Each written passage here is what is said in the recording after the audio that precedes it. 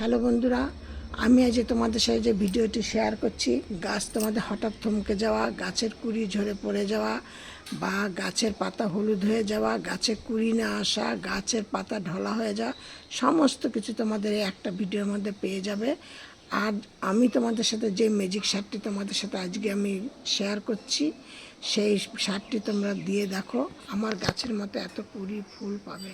আমার গাছ কিন্তু একদম ছোট্ট টবে, ছোট্ট গাছ, কারণ আমার গাছ প্রচুর গাছ। এবার ছোট গাছের মধ্যেই, ছোট টবের মধ্যেই ছোট ছোট গাছে আমি কি করে ফুলগুলো পাই। আমি গাছগুলোকে সবসময় ছোট করেই রাখি।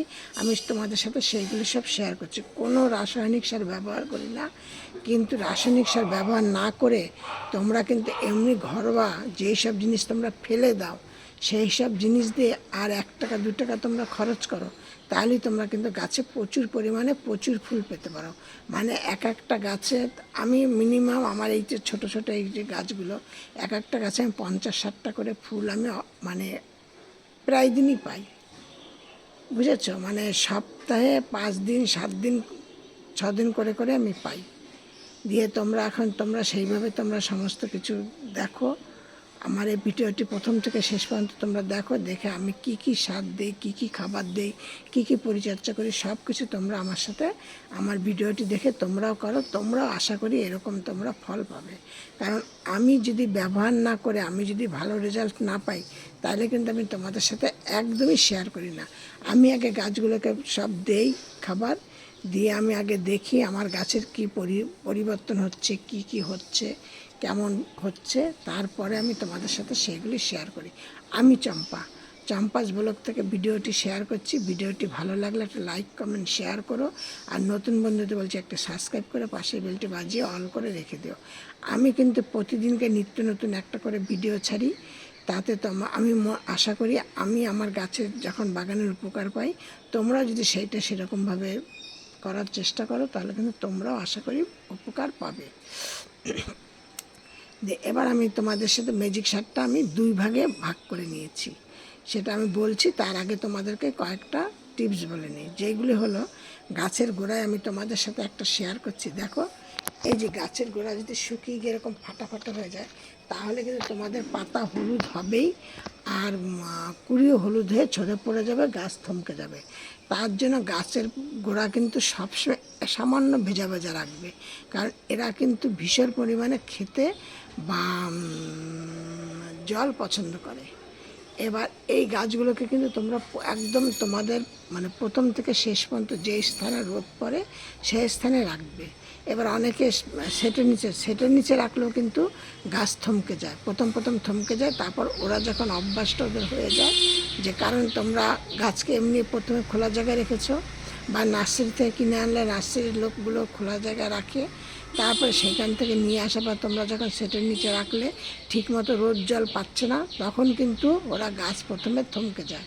থমকে যাওয়ার পরে তারপরে কিছুদিন যাওয়ার পরে 1 মাস 1.5 মাস যাওয়ার পরে তারপরে ওরা আস্তে আস্তে আবার ঠিকঠাক হয়। এই জন্য তোমাদেরকে বলছি, তোমরা কোনো টেনশন করবে না। যখন দেখবে থমকে গেছে, তখন তাদেরকে জল দিয়ে একটু সেটের নিচে রাখছো, কিন্তু এমন জায়গায় রাখতে হবে যেন সেইখানে একটু রোদ হাওয়া বাতাস পায়। একদম অন্ধকার রাখলে, জায়গায় রাখলে কিন্তু যে কোনো গাছই, শুধু জবা গাছ বলে না, যে কোনো গাছেই তোমাদের ফুল করি দেবে না। এই জন্য একটু হাওয়া বাতাসের দিকে রাখতে হবে।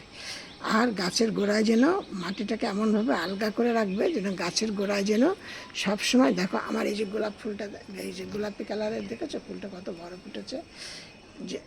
যে কোনো গাছের গোড়ায় গাছের মাটিটাকে, টবের মাটিটাকে আলগা করে রাখতে হবে, যাতে হাওয়া বাতাস সেখানে ওরা যেন শেকড়ে পায়।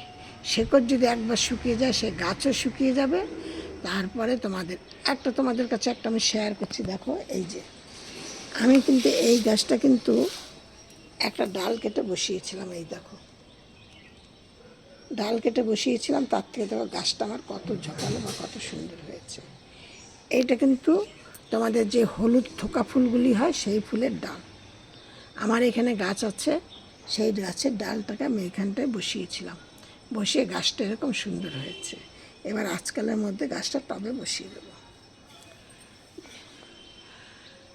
আর আমি প্রচুর ডাল লাগিয়েছি, প্রচুর ডাল হয়ে গেছে।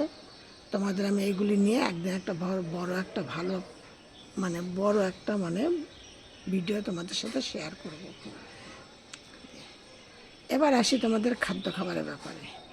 আমি প্রতি সপ্তাহে কী করি, আমি যে ঘরে যে সবজিগুলো কাটি, সেই সবজির যে খোসাগুলো হয়, সেই খোসাগুলোকে আমি স্টোর করে জল দিয়ে ভিজিয়ে রাখি। তার থেকে জল যেটা হয়, সেই জলটাকে মধ্যে আরও জল আমি মিশিয়ে নিই, ধরো 2 দিন 3 দিন, ওইটা আমার ওই যে বালতিটার মধ্যে ওই সবজির জলটা সবসময় ভেজানোই থাকে। দিয়ে আমি চাপা দিয়ে রাখি, মাঝে মধ্যে তার মধ্যে একটু দেই, ডেটল বা ভিনিগার দেই। দিয়ে তাহলে কী হয়, ওর মধ্যে পোকা তারপরে কেঁচোমেচো হয় না আর কি, বা গন্ধ থাকে না। ওই জন্য আমি ডেটল বা ভিনিগার দিয়ে রাখি। দিয়ে ওর থেকে আমি জলটা কিছুটা, ধরো 1 মগ জল তুলে নিলাম, নিয়ে তার মধ্যে আরেক মগ জল দিয়ে আমি গাছে ওই জলটাকে, ধরো 1 লিটার জলটা যে কটা 2 3 4টে গাছে আমি দিয়ে দিলাম। আবার আমি নিয়ে এইভাবে একটা মেপে তোমরা জলটাকে নেবে, যেই জলটা তোমরা এখান থেকে নিচ্ছ তার আবার ডবল হোক অর্ধেক হোক, তোমরা বুঝে জলটাকে একদম তরল করে নেবে। এই জলটাকে আমি দিই সপ্তাহে 1 দিন করে। এবার ওই জলটার মধ্যে কিন্তু তোমরা আরেকটা জিনিস দেবে, তোমাদের ঘরে যে চাল ধোয়া জল, ডাল ধোয়া জলটা যেটা বেরোয়, ওই জলটার মধ্যে কিন্তু মিক্সড করবে। দিয়ে দেখবে তোমাদের গাছে কোনো রকমের কোনো ধরনের পোকা মাকড়, শামুক, কেঁচো, কেল্লাই না থাকবেই না। কেঁচোটা যদিও বা থাকে, শামুক কেল্লাই থাকবেই না। একদম তোমাদের 100% আমি গ্যারান্টি দিতে পারি। দিয়ে গেল। আর আমি কি করি, গোবর সার নিই, নিমখোল নিই, আর তার মধ্যে নিচ্ছি কলার খোসা, তার মধ্যে কিছুটা নিচ্ছি চককে গুঁড়ো করে, আর কিছুটা চা পাতা নিচ্ছি। আর এখন এত বৃষ্টি বা রোদ, বৃষ্টিতে বা রোদে কিন্তু সর্ষের খোল দিলে তার থেকে শামুক, কেঁচো, কেল্লাই হয়। এই জন্য আমি এখন কিন্তু সর্ষের খোল দিচ্ছি না। সর্ষের খোলের বদলে আমি বাদাম খোল দিই, বা বাদামটাকে পেস্ট করে দিই, বা সর্ষেটাকে পেস্ট করে দিই। দিয়ে তার মধ্যে হলুদটাকে মিশাই, নিমখোল মিশাই, কলার খোসা মিশাই, আর কিছুটা চা পাতা মিশাই। এইভাবে আমি মিশাই। সব এইগুলি মিশানোর পরে যেন সব গাছে 1-2 চামচ করে যেন দেওয়া যায়, সেইভাবে মিশিয়ে নেবে। সেইগুলোকে প্রত্যেকটা গাছের করে 1 চামচ করে টব অনুযায়ী, 4 ইঞ্চি টবে 1 চামচ, 6 ইঞ্চি 8 ইঞ্চি টবে 1.5 চামচ, 10 ইঞ্চি 12 ইঞ্চি টবে 2 চামচ করে এইভাবে করে দিই। দিয়ে নিয়ে আবার এই চাল ধোয়া জল, ডাল ধোয়া জলটাকে আরও বেশি করে তরল করে সেই জলটাকে ঢেলে দিলাম। আর যদি দেখো তোমাদের বৃষ্টিতে গাছের গোড়া ভেজা আছে, তাহলে জল দেওয়ার কোনো প্রয়োজন নেই। তোমরা এটা কিন্তু শুকনোই দেবে, কেন এখন যেহেতু বৃষ্টি হচ্ছে, গাছের গোড়া সবারই ভেজা থাকছে, তার জন্য। আর যদি তোমাদের গাছের গোড়া ভেজা না থাকে, তাহলে তোমরা এইটাকে জলের মধ্যে গুলেও দিতে পারো, কোনো সমস্যা নেই। আর এইটা কিন্তু যখন দেবে, তোমরা টবের ওপর দিয়ে, মাটির উপরে দেবে না, মাটিটাকে একটুখানি তুলে নিয়ে তারপরে সেইটাকে মাটি দিয়ে চাপা দিয়ে দেবে। দিয়ে দারুণ অ্যাকশান, দারুণ উপকার পাবে। আর সপ্তাহে 1 দিন করে চাল ধোয়া জলের মধ্যে ভালো করে ছেঁকে নেবে, কারণ তার মধ্যে অনেক সময় পুরো থাকে, তাতে স্প্রে মেশিনের নজলটা খারাপ হয়ে যাবে। তার জন্য তোমরা একটু ছেঁকে নেবে, ডাল ধোয়া জলের মধ্যে একটু ছেঁকে নেবে, তার মধ্যে একটু হলুদ দেবে, দিয়ে প্রত্যেকটা গাছকে স্প্রে করবে। তোমরা দেখো আমার গাছে কিন্তু কোনো ধরনের কোনো মিলিবাগ কিচ্ছু নেই। দেখো গাছের পাতা দেখেছো কত চকচকে সতেজ, আজ কত ঝপালো গাছ, যে কোনো গাছ। আবার এইগুলো স্প্রেটা তোমরা যে কোনো গাছে তোমরা করতে পারো, কোনো সমস্যা নেই।